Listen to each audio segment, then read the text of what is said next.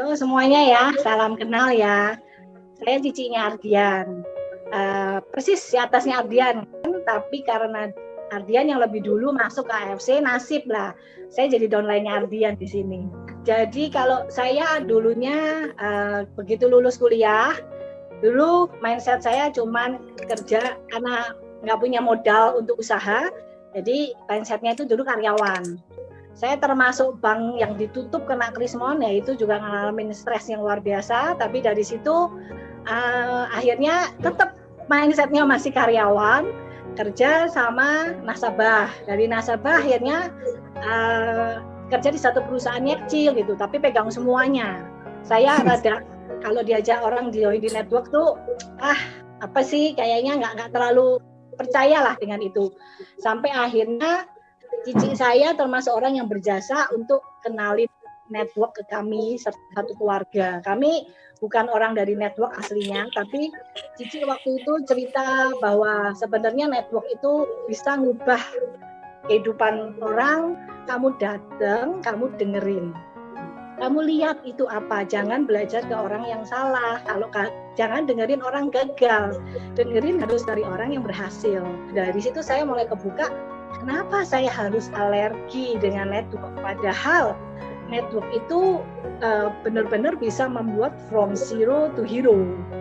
Tadi saya belum cerita ya, saya join Ruby aja nggak ada duit. Saya join Ruby aja utang sama Ardian. Jadi boro-boro buat masuk ke Diamond ya.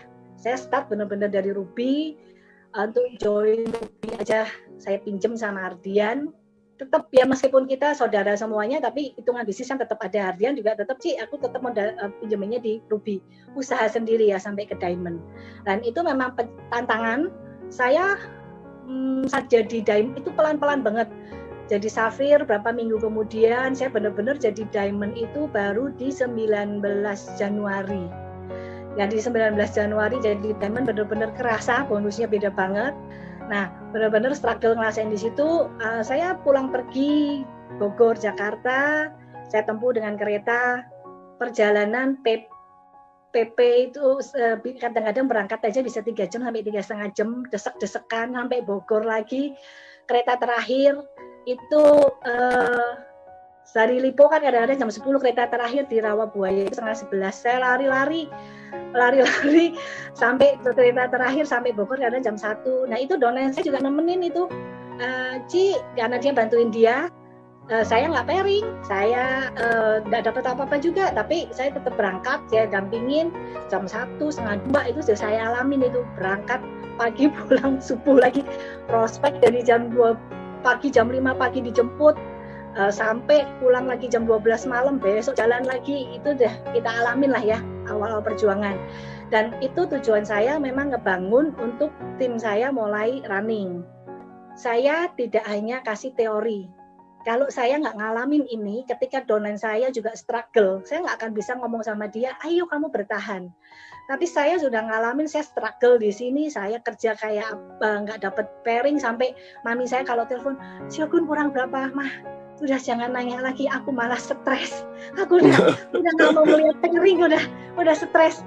Saya merasa itu kayak ujian ya, bahwa bener nggak tuh kamu kata-katanya mau nolong orang? Bener nggak? Cuma kamu teori doang, dan saya benar-benar praktekin. Downline saya make money jauh lebih gede dari saya. Nah itu yang tidak bisa kita ngomong cuma sekedar kita berhasil ya, tapi di saat kenapa yang dulu-dulu saya tidak pernah bisa yakin saya di AFC, karena dulu yang berhasil hanya segelintir orang, yang bawah setengah mati, struggle gugur. Ada sesuatu rasa yang sakit ya, gitu. Tapi begitu di AFC, saya lihat semua orang rata-rata yang memang mau jalan ya, dan mereka serius, semua make money, karena ya pasti pertolongan dari atas itu ya. Kita tetap mengandalkan Tuhan, berdoa, karena segala sesuatu kalau Tuhan yang campur tangan itu pasti ada jalan, itu yang saya percaya.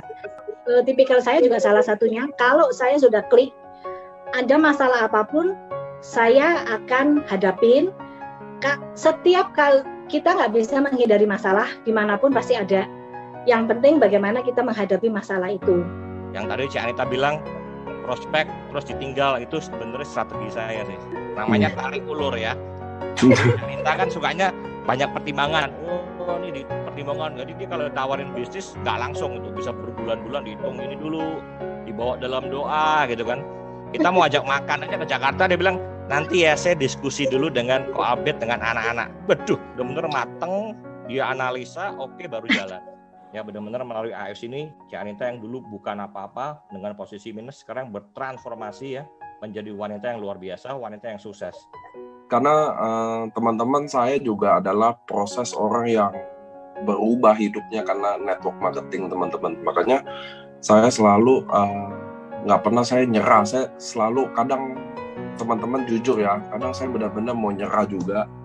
Karena barang nggak ada, stres karena bangun jaringan. Karena saya hidup bangun jaringan ini, saya anggap kayak selalu kayak ada orang yang selalu nunggu buat kesempatan itu berubah. Nah itu makanya saya nggak pernah nyerah, maksudnya saya nggak pernah capek. Kadang saya capek banget, kadang maksudnya aduh saya pengen deh hidup kayak jauh-jauh dulu deh semuanya gitu loh, saya mau sendiri dulu deh gitu loh. Maksudnya kadang kayak begitu ada, tapi saya kadang bilang mana bisa saya nyerah kalau di luar sana ada orang yang lagi bertahan. Mana bisa saya nyerah kalau di luar sana ada orang yang lagi berjuang. Makanya teman-teman, saya mau kasih tahu ke semua teman-teman, saya mungkin adalah orang yang terberuntung di dunia karena saya pernah lihat orang-orang di AFC berubah hidupnya.